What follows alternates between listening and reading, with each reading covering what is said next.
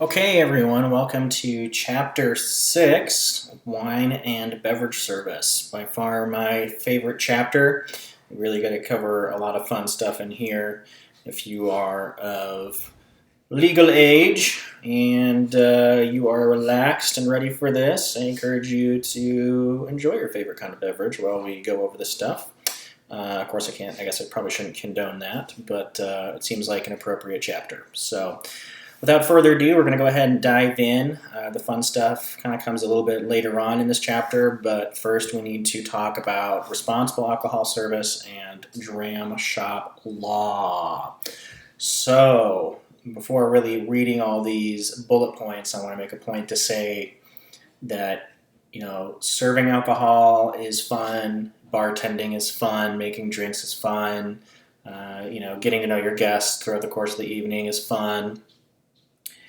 There's a lot of pros to being in an alcohol service environment, but you really need to understand the liability involved on both your end and the patron's end, and understand what you can lose by doing this improperly, okay?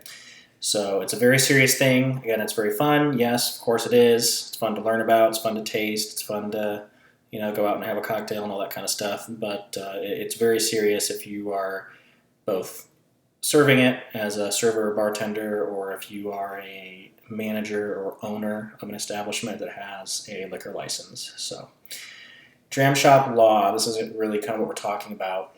So, dram shop liability refers to a law that governs the liability of any establishment that serves alcohol to visibly intoxicated guests or minors who may cause death or injury to third parties, persons not having a relationship to the bar. This is as a result of alcohol-related or other accidents. So, prudent person rule, what would a prudent person do in this or similar situation? Prudent adjective meaning acting with or showing care and thought for the future. So let's walk through this. I'm a visual person, so I've put together a little visual thing for you. Here we are, dram shop law, scene 1. We are in Jake's Juke Joint. This is me, Jacob, the bartender. I'm in red over here. Here's Bob, the guest, okay? He's having a martini.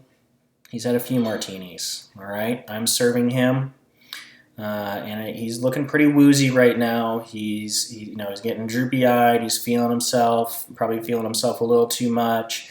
He's drunk, and I, Jacob, overserved Bob, okay? I saw that he was already, getting to the point of intoxication, and I decided to serve him another drink or another 2 drinks. It doesn't really matter. At this point, he has been overserved. And so we will cut to the next scene here. So here's scene 2. Bob leaves the bar in his car. So I allow him to get in his car, even though I probably knew he was overserved, okay, which is bad in and of itself. And Bob gets in an accident and hits Sally. All right, so Sally is either injured at this point or deceased, is the worst case scenario, of course. So you can see she's not feeling very well, and it's Bob's fault, right? So this is a drunk driving accident. Sally is the third party, okay? She's the third party that we're talking about. Meaning that Sally was never in the bar tonight. She was never in Jake's Juke Joint, okay? Only Bob was. So Bob hit Sally. Sally has nothing to do with the bar. Fast forward, scene 3, here we are now in court, okay? We've got Judge Judy. She's not very happy with me at Jake's Juke Joint, also Jacob, the defendant.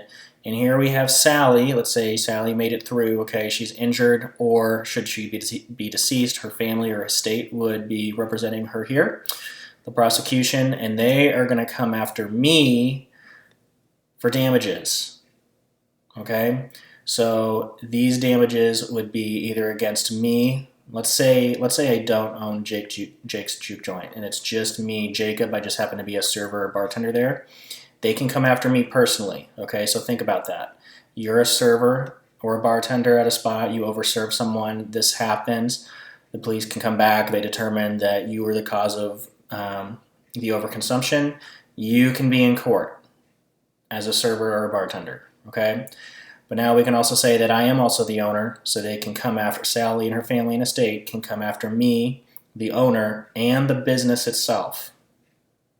Okay, so this third party that had nothing to do with my bar that night or me as a server that night can come after me or my business for damages because I was negligent in serving Bob, who then hit Sally.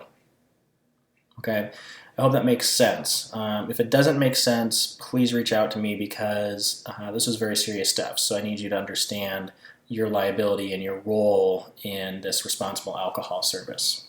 Okay. Now, obviously, there are a lot of steps between scene 2 and scene 3 here, right? Between this accident and being in court, investigators would get involved and they would determine whether or not I was actually at fault. And of course, in scene 3, I am. But let's say I wasn't. Let's say I was one of the first bars that Bob went to that night.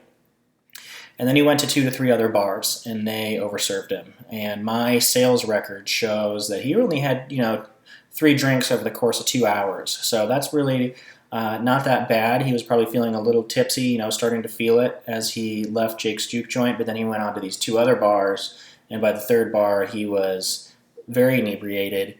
And those bartenders or that staff overserved him. Now the investigators would say, okay, that 3rd bar is at fault for the overconsumption, so they're going to be the ones standing in court. So there's a lot of pieces that go into investigating this, and I hope and pray that you are never involved in anything like this because it is a long and extensive process. But people want justice, and that's fair, so that's why it's our job not to be negligent in serving alcohol and making sure that we are always serving it responsibly, prudently, and with care to both our guest and our own self-interest as a business or a young entrepreneur, okay?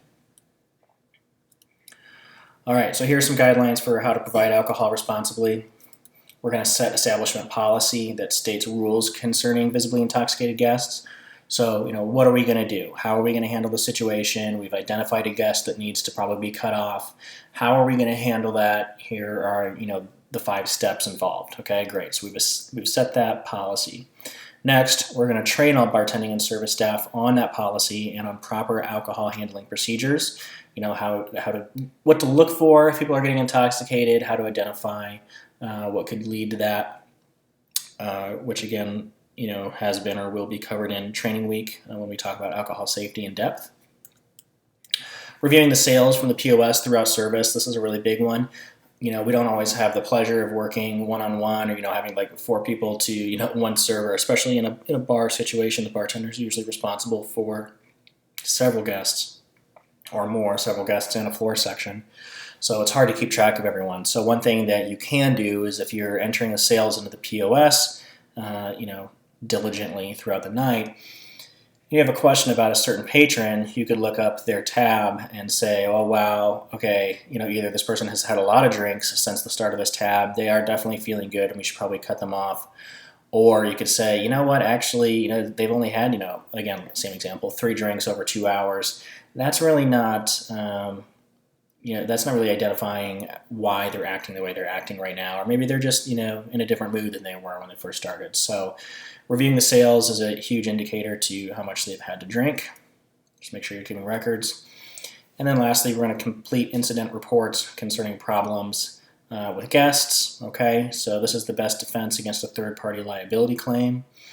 So this can either be done by the server, but likely in conjunction with the manager that's on that night, right? So we know that there was a guest that we maybe overserved or was causing an issue. We need to write that down, write an email about it or write it in your daily report binder or journal or whatever it is. In that way, if something were to happen, you would have a record of it, what steps you did or what steps you took to correct the situation or to help the guest.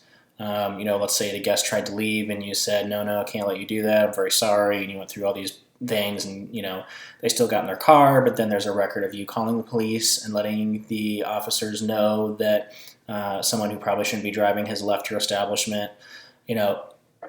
these are all things that you can do to protect yourself against these claims. Now, I'm not saying you're going to get off scot-free if you truly were over-serving a guest, but having these kinds of records, rules, and reports when these things do arise will really help your defense, okay? And it is the prudent thing to do.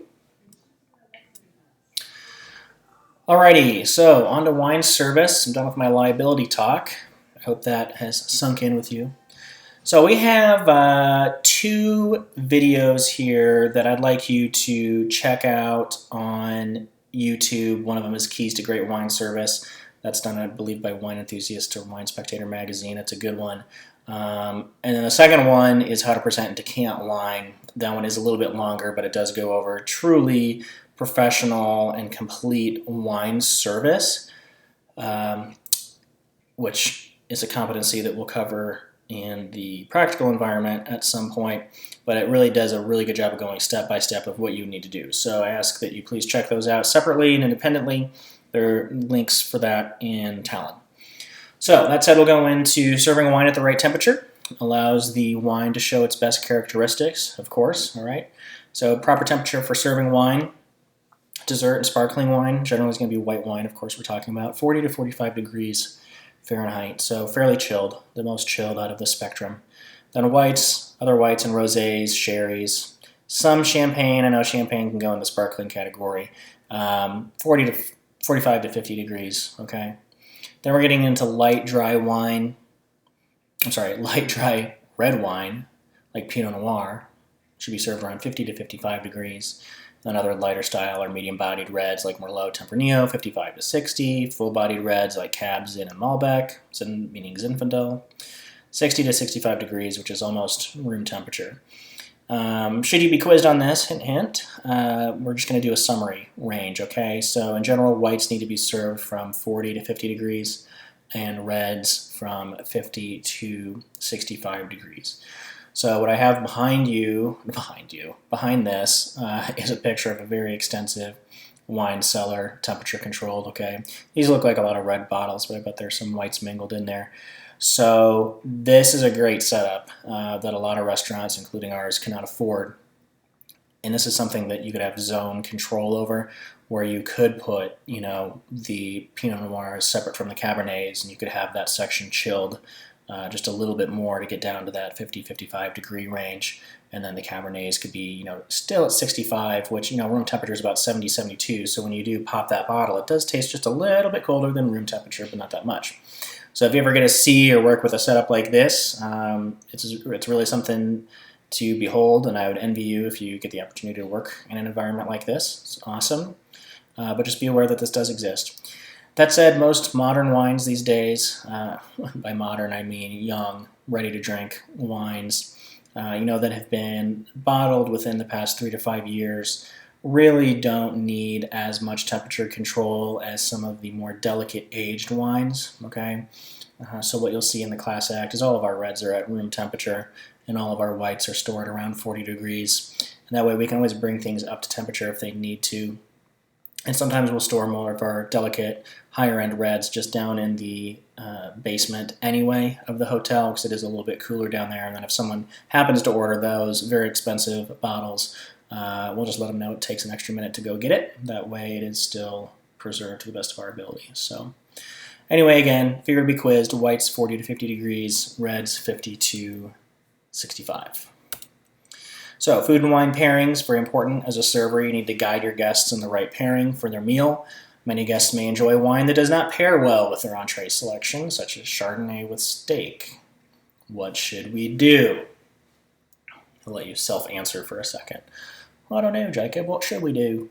All right, here's what you should do. You're going to listen to the guest and find a balance between what they typically enjoy and what may pair better with the dish at hand. But overall, you want to sell you want to sell the guest what they want. Meaning, if they really want that Chardonnay with that, red meat, just let them have it. It's not your job nor your burden to try to convince someone that, a Cabernet would really go better with that steak.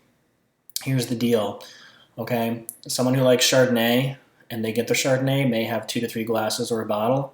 But if you really try to, force their hand and they, get a glass of the Cabernet and then they're just sipping on it all night, that's only one glass of wine that you sold versus the 2 or 3, that they would have truly enjoyed. So it's important to be there and offer good, well thought out pairings when appropriate and when people are truly wanting your opinion. But if a guest is already set in their ways and they know what wine they want, it's better just to sell them that. Okay? So we're going to do a general pairing thing here. We have white wine on the left, red wine on the right, and this is, it's a spectrum, right? So things can kind of go towards one end or another, or in the middle, and we'll talk about that as they come up. So first one is salads. Dun, dun, dun, dun. Where do you think it's going to go? Usually towards white wine. Okay, so salads, they're light, usually have some kind of acidic vinaigrette, right? Maybe some fruit. Those kind of summery, springy salads that are most common on menus, they're going to pair with the Chardonnays, the Sauvignon Blancs, Pinot Grigios of the world. Those nice white wines that either have acidity or they have that full body toastiness of the Chardonnay that may pair with some of the toppings. Now that said, okay, there's always exceptions. So it's not all the way over at white wine. So maybe you have a big, robust winter salad that has, a lot of toasted nuts and dark fruit like berries and a really, kind of like heavy, herby, balsamic-y vinaigrette, with goat cheese or blue cheese. Blue cheese always goes with red wine. So in some circumstances, those kinds of salads may pair better with like a Pinot Noir or a Merlot, right? So it kind of just depends on the toppings of the salad. But in general, we're going to go white wine. Seafood. Along the same lines, pretty much always is going to pair with a white wine.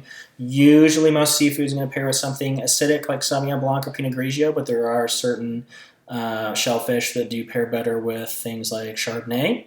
Okay, that said, it's not all the way over at white wine, right? There's always an exception. So sometimes lighter seafoods that are paired with really dark sides like tomato sauce or eggplant or something like that, that's more of a winter seafood dish. Again, that could go towards the red wine side, usually a lighter red like Pinot Noir, Tempranillo, something like that. But in that case, it's not really the seafood itself you're pairing, it is the sides of the dish that's accompanying it that you're pairing to the wine. Beef. Pretty much, I really have never seen a white wine with beef, so that pretty much always goes to the red side. We're talking about Malbec right now, Cabernet Sauvignon, something really bold, something really deep with a lot of tannins.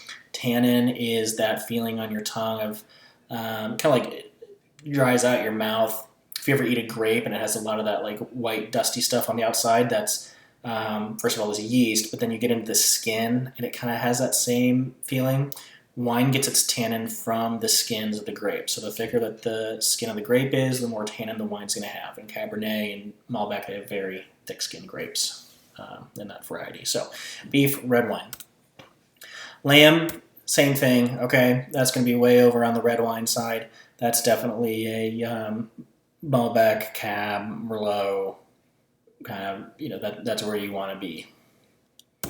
Very gamey. Chicken. Womp. Generally, again, it really depends on the sides, okay? Really depends on the sides. But in general, chicken, it's a white wine protein, okay? So most of the times, if it's with something fresh and pasta-y, lighter, then you're going to go white wine, especially like Chardonnay or Pinot Grigio. But again, if it's like a Parmesan chicken dish with pasta and like Bolognese sauce, that's probably going to go to the red wine section. Pork. Boink, boink, boink. It is going to be usually pretty much always Pinot Noir or a light red, okay? So again, it could go white, maybe in certain circumstances, but pork pretty much is always going to go with Pinot Noir or a similar varietal to that. Something acidic, light on the palate, really allows the pork to shine through. Pork doesn't have like a ton of fat like beef does and lamb does. So it's very mild, similar to chicken. Duck or game fowl, again, can kind of go in the middle depending on what you're serving. Duck, similar to pork, pretty much always goes with Pinot Noir no matter what, or something similar like Gamay. Game fowl, just kind of depends on the sides, right? You could argue either way. Pasta with white sauce. Oh, goes with white wine, huh? That makes sense. Pasta with red sauce, generally going to go over here with red wine, all right? Again, we're generalizing. Pungent or hard cheeses. So hard cheeses, that's self-explanatory, right? Something that's not soft. And then pungent, meaning like sometimes goat cheese, but especially blue cheese, okay? So things in that realm pair best with red wine. That may surprise you because people might think of cheese with white wine. But then we get into our soft cheeses like brie. They go over here to the white wine category. Again, generally something acidic or Chardonnay. Dark desserts, so by this I mean something that usually is chocolate-based. Red wine, okay? Usually port is what we're talking about. Two categories of port. There's tawny port and ruby port. Ruby port has not been aged as long, so it has a lot of fresh berry notes on it. Tawny port has been aged. It's more caramel in color and has a lot of like brown sugar on the nose. It looks more amber in the glass than red. So anyway, dark desserts, chocolate, red wine, something in that category. Lighter desserts, so things, like light cakes. Maybe they have notes of lemon and honey. I can't even believe I said that. Angel food cake, that's not a good example, but things that are lighter. Things that are not chocolate, okay, generally are going to fall on the white wine spectrum, whether that's a traditional dry white wine or something like, Muscat ice wine, something very sweet and syrupy, or like a sticky Chardonnay, something like that. All right, distilled spirits. Hopefully they're not coming to haunt you. Vodka. All right. Maybe we have some vodka drinkers out there. I'm not a huge vodka person myself, but, it really is very versatile. So vodka, clear in color. Okay, it's going to be fermented from grain, potatoes, sugar beets, grapes. Really can be fermented from pretty much anything. It originated in Russia, Poland, Scandinavia. They all kind of fight over who started it. I believe Russia and Poland really do get first dibs on that. Scandinavia kind of came afterwards. Popular cocktails with vodka would be the martini, though a true martini, the original martini, is actually made with gin. So the vodka martini came second. Cosmopolitan, right? So that has cranberry juice, lemon or lime juice in it, maybe a little bit of simple syrup if you're feeling sweet that day. Vodka. Screwdriver, orange juice, vodka. Moscow Mule, vodka, lime, ginger beer. That's the traditional way. You can add simple syrup or sugar to make it sweeter. Bloody Mary, I think everyone knows what that is. Lemon Drop, that's a lemon-flavored vodka martini, usually with lemon vodka and lots of lemon juice. It's tart. It can also be served as a shot. I've seen it very commonly as a shot as well. And then vodka tonic, all right? So just vodka and tonic water. Vodka gained popularity in the United States after World War II when servicemen and women brought home the Moscow Mule, all right? Another good summer sipper. So gin, usually clear, right? I would say 98% of all, that's my own figure, don't take that scientifically, but most all gin is going to be clear, okay? But there is a stuff called Old Tom gin out there, which is gaining popularity that you might see, and it is amber in color because it's been aged in oak, all right? Similar to some other spirits we're going to talk about. But in general, most all gin is going to be clear, very similar to vodka. So also similar to vodka, it is usually fermented grain compounded with juniper berries and other aromatics. Juniper berries give it a piney flavor, okay? Juniper, like the juniper pine tree, they infuse those berries into the distillate, and that is really where you get this very profound gin profile that is so well known. But a lot of distilleries these days are adding other aromatics such as like lavender and cucumber and orange peel and coriander. I mean, just anything you can think of can go into gin. So this originated in Holland or Great Britain, which is why you hear the term London dry gin. And it is a precursor to vodka. So believe it or not, they actually made this flavored spirit before they made the unflavored vodka, which seems a little backwards, but that's just the way it rolled out. So classic cocktails, We could just say the martini without the dirty word. A regular martini with gin is usually either just gin by itself, shaken, or stirred until it's ice cold, meaning the entire beverage is just basically really cold gin. Dirty means that it has olive juice, usually, and a little bit of white vermouth or dry vermouth in there. Negroni, that's classic. Gin, Campari, it's a very bitter drink. Gimlet, that's a good summer sipper. It's lime juice and gin, usually a little simple syrup. Gibson's is similar. It's gin and dry vermouth and a little bit of cocktail onion juice and cocktail onions for the garnish. Tom Collins is like an adult summer lemonade. It has gin and lemon juice, club soda. Yeah, what am I missing in that? Lemon juice, gin, simple syrup, and club soda. So it's like a sparkling lemonade. French 75, that's another good one. That's gin with lemon and sparkling wine. I'm quizzing myself over my cocktail knowledge right now, so if I'm wrong, you better write into me and let me know.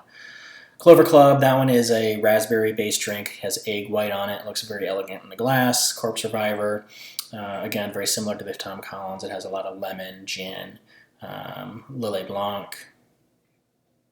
What else? I think that's about it. There's a couple other things in there. Vesper, that's a true drinker's drink. That is a mixture of gin, vermouth, and vodka and a lemon twist. That's pretty much all alcohol. So gin's a fun thing. Vodka and gin, these two are definitely summer sippers, right? So menus, seasonal cocktail menus will have more vodka and gin drinks in the spring and summer months than in the fall and winter months. Rum. All right, rum can be clear to brown. Clear rum has not been aged, okay, in oak. Brown, I mean, if it's something like Captain Morgan, that it's probably been artificially aged with like caramel syrup or caramel coloring. But there are a lot of very nice higher end rums out there that are aged in oak, okay, and that's what gives it the actual caramel flavor and the color of a darker rum.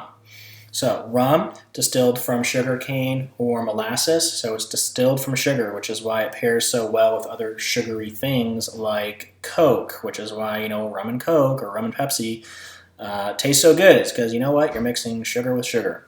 So it originated in the Caribbean and now is widespread through there. There are a couple other countries that now produce a rum where our sugar cane is, one of their main exports, but in general it did originate in the Caribbean, okay? So cocktails, you hate to even say this is a cocktail, but the rum and Coke, a daiquiri, okay? I'm not talking about the strawberry daiquiri at Applebee's. That is a very American take. A traditional daiquiri is actually a martini, so you would take an ounce and a half of usually clear rum, and you would mix that with a little bit of lime juice, maybe a little bit of simple syrup, and you would shake it until it's ice cold, and then you'd pour it in a martini glass, and that is a true daiquiri, maybe with a lemon or lime twist. Okay, it's usually a tart drink. It's not a blended, like margarita type thing. Dark and Stormy, so that is the rum version of a Moscow Mule. So it's the dark rum, and the classic dark rum for a Dark and Stormy is Gosling's rum. So if you ever see Gosling's Black Seal rum, that is, they've coined that the Dark and Stormy is their cocktail, and their rum is meant for that cocktail. So again, ginger beer, lime juice, and the rum.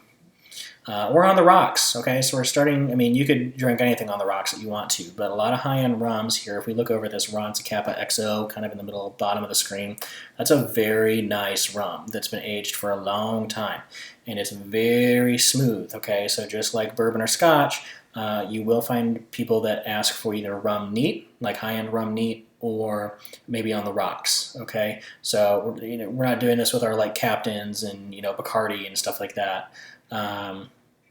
Well, maybe that Bacardi 8 that you see, but not like the typical white Bacardi. You're not doing that with those rums, but you can certainly do that with the older stuff. And rum is really a market that I think is about to take off, and that is very interesting to explore, because you can get 23, 30-year, and even 30-year aged rums for a fraction of the price or pennies on the dollar compared to that of a 20 to 30 year aged bourbon or scotch. I mean, those can go for the hundreds or thousands of dollars, and you can get like a 30-year aged rum for maybe $50. So, and they're just incredibly smooth and very good. So I encourage you to get out of your comfort zone here in the Midwest.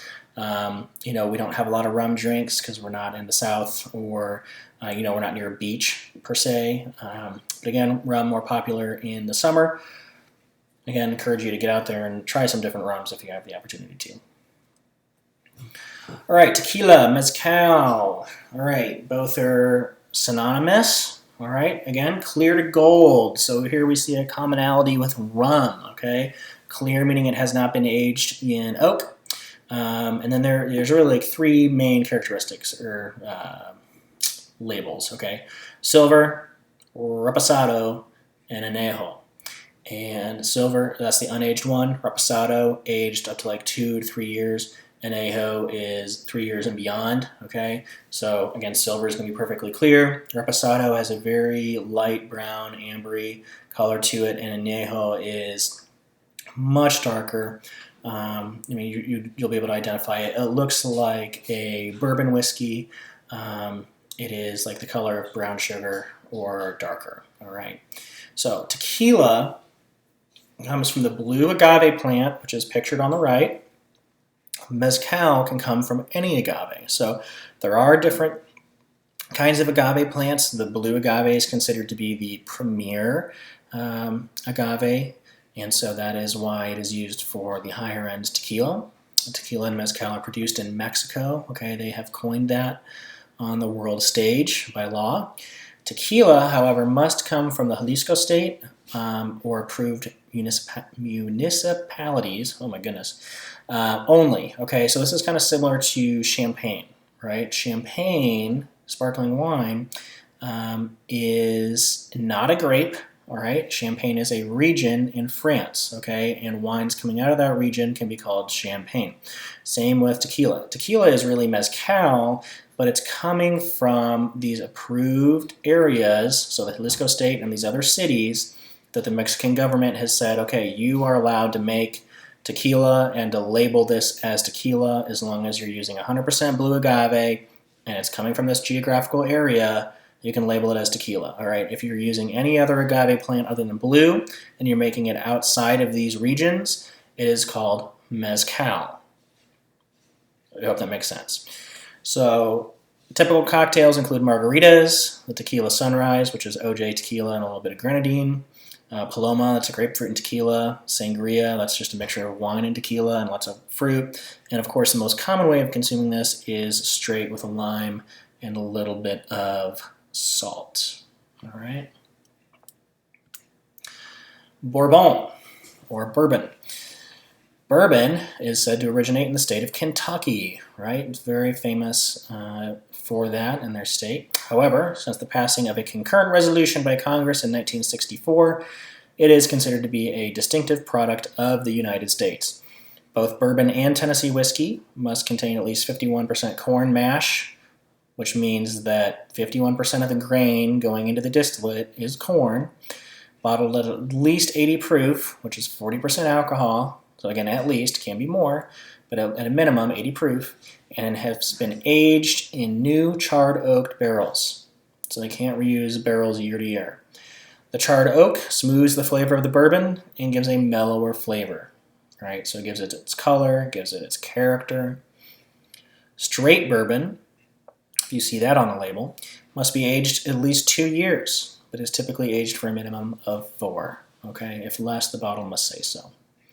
Single barrel indicates that the bourbon in the glass bottled came from a specific single cask, so one specific barrel, rather than all the barrels being blended together into a large batch. So most of the bourbons, if it doesn't say single barrel, if you look over here, this Russell's bottle here, this says single barrel. So that identifies that this particular whiskey pictured came from this particular cask. I mean, probably not the one pictured, but you get what I'm saying. It came from one cask. Whereas something like Blanton's, okay, or this Evan, well, this is a single barrel too. Four Roses small batch, this would be in there. Woodford Reserve, these. So all these whiskeys, they take all their barrels and they pour them into one big vat to make it taste more consistent year over year, right? And that's how you know when you go to the store and you pick up a bottle of Jim Beam or Blanton's or Woodford or whatever it is, that it's always going to taste the same, right? Because they're blending all these barrels together and it kind of averages out. But the single barrel is different, and so each different single barrel released may taste different than the next, which is kind of cool. So Tennessee whiskey, alrighty, it is a little bit different, okay? So Tennessee whiskey is mellower than other whiskeys because it's filtered through charcoal, made from Tennessee maple wood prior to aging in barrels. So impurities in the White Dog or the clear non-aged spirit, basically the vodka, they stick to the carbon of the charcoal, creating a cleaner distillate. So this process is coined the Lincoln County process because it was coined by Jack Daniels in Lincoln County. Okay, so over here we have a couple pictures so you can see that Jack Daniels, of course, Tennessee whiskey. That's essentially what it is, but there are other ones like this George Dickel.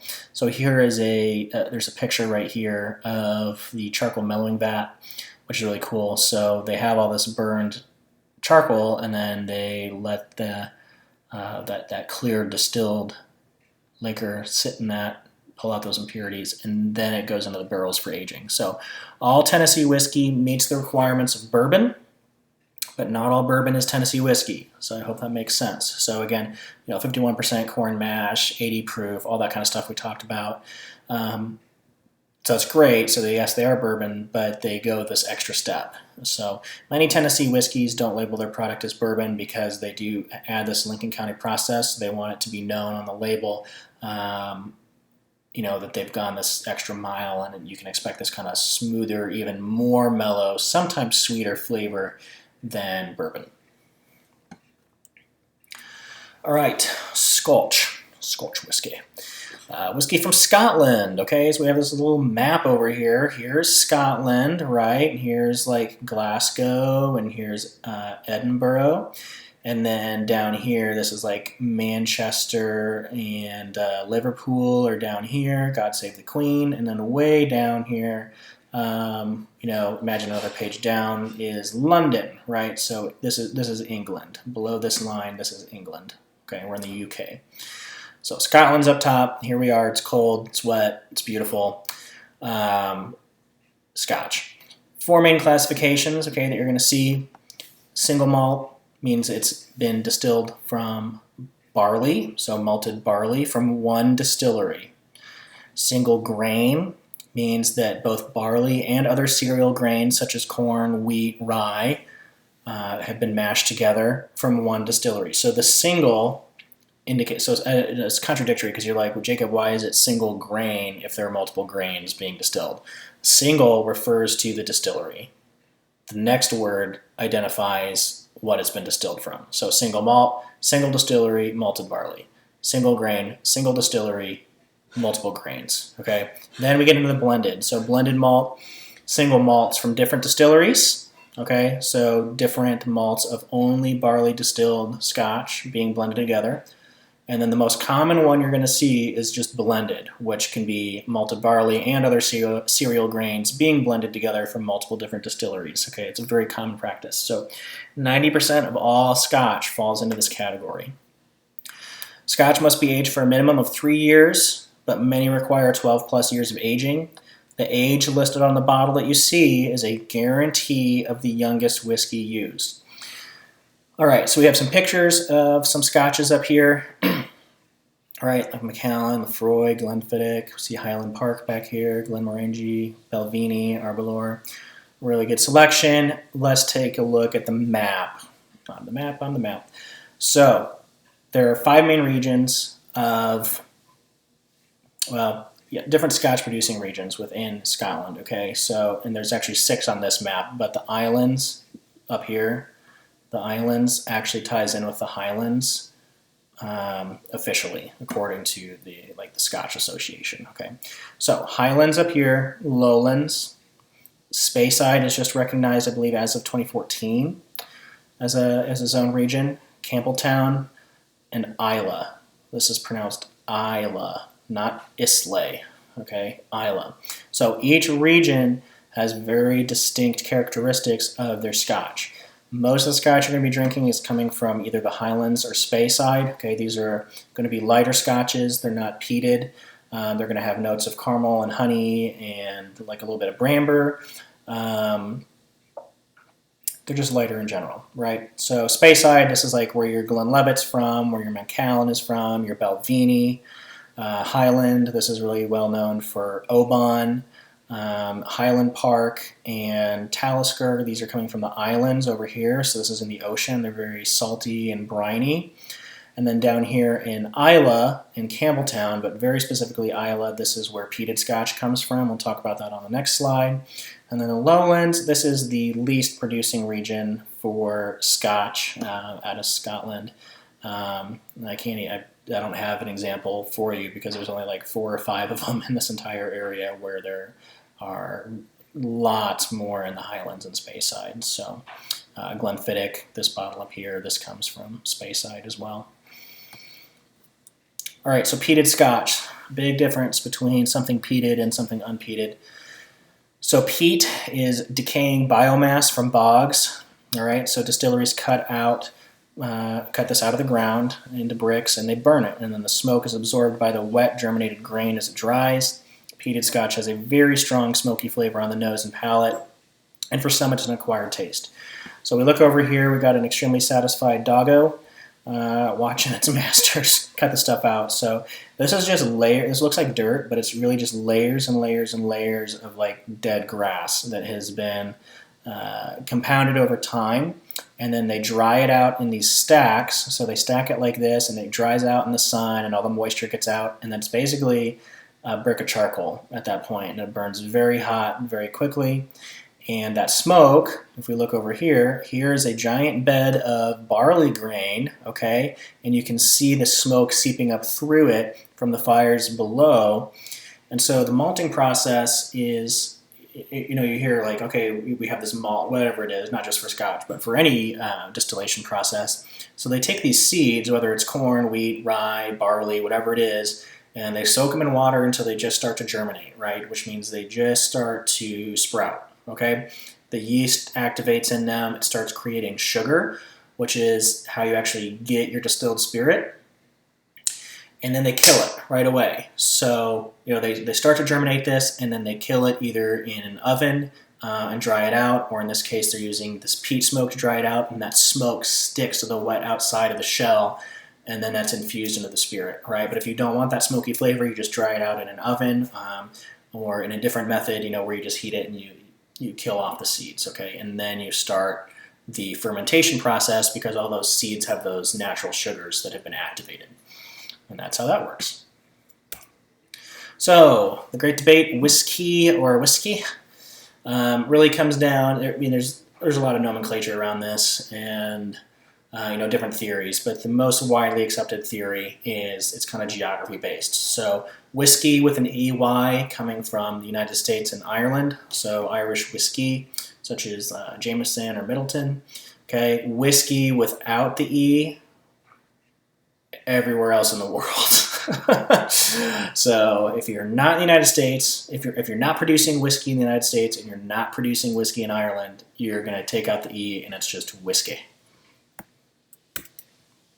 All right, brandy. You're a fine girl.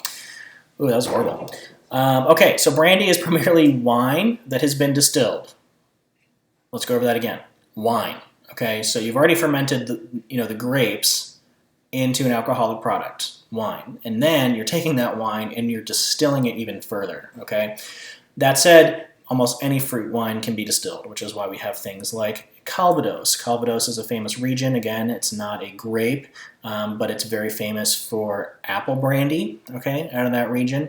But again, you can have peach brandy, you can have berry brandy. It's just anything you want, anything fruit-based, you can turn into a brandy, pretty much.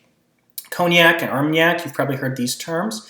Very well-known regions, similar to Champagne. So again, this is a map of France, in case you didn't pick up on that already. Again, Cognac and Armagnac are not grapes, they are regions. So here's the Cognac region, here's the Armagnac region.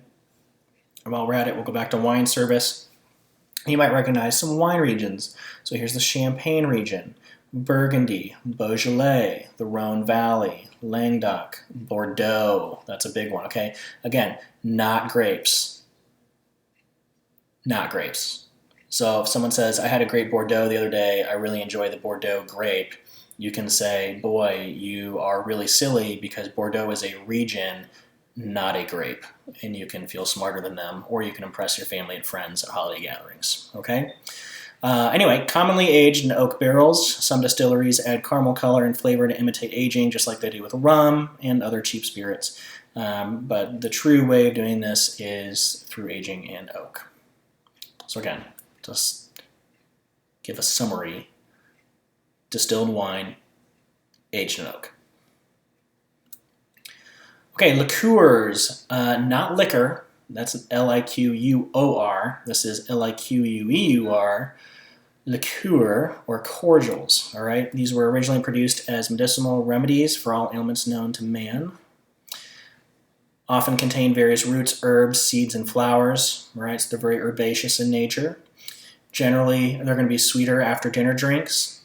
They must contain at least 2.5% sugar, with many going all the way up to 35%. Okay, now these days, we're not going to our local dram shop and asking for a spoonful of Fernet or Fernet Branca, to cure our headache. But that's what they did in the old days. So these days we use it as mixers and cocktails, right? So it's impossible for me to picture every single liqueur out there on these slides, but you just hear some common examples. So again, the Fernet.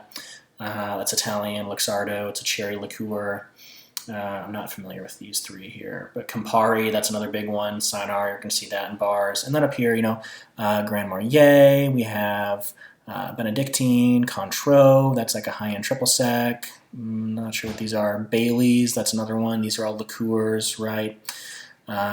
So that's kind of what we're talking about here. Anything that we didn't talk about as a core liquor probably falls in the liqueur category.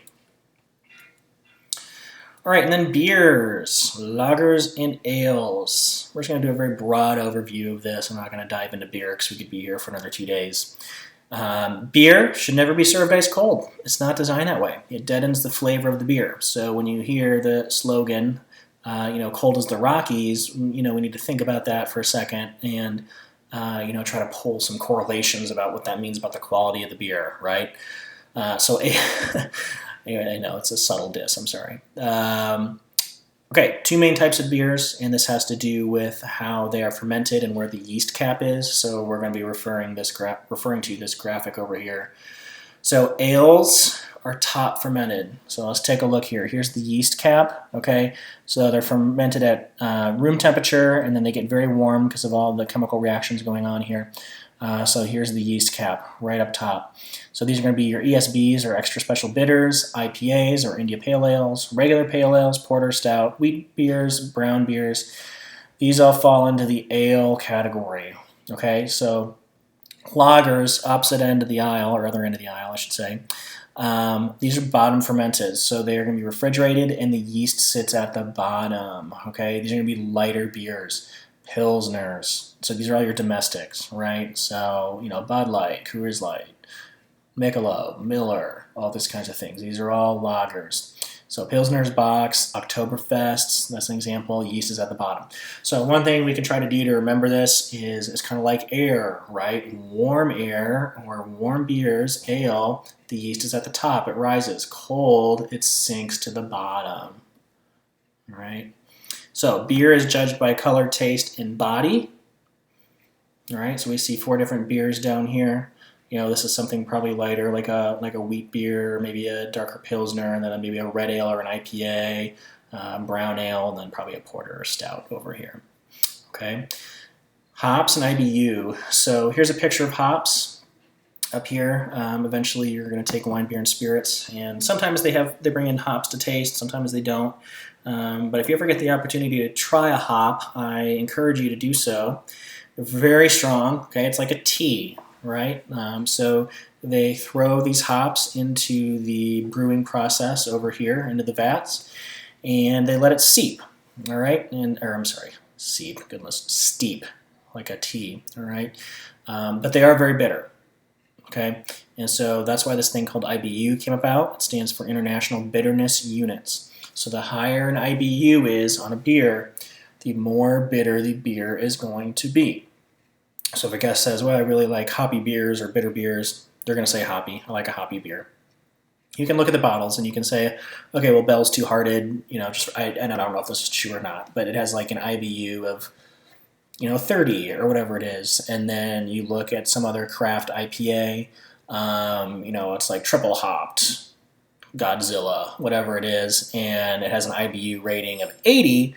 You know that triple hopped one that has a higher IBU rating is going to be much more bitter and much hoppier than the Bell's Two Hearted or whatever you're comparing it to, and so that might be better suited to the guest who said they really like that. Or vice versa, they say, I really don't like a lot of hop in my beer. You're going to steer them clear of most IPAs and pale ales, and you're going to stick with something, and even ESBs, extra special bitters, because that has bitter in its name, and you're going to steer them towards those browns, pilsners, something on the lighter scale that's not going to have as much hop in it. So again, that's all I have on beers. We could go into that for much longer, but that's just a very general overview for you. All right, that is all I have on alcohol and beverage service. If you have any questions, comments, or concerns about this, please feel free to reach out to me via email. I hope you enjoyed everything we talked about today and can apply it here soon.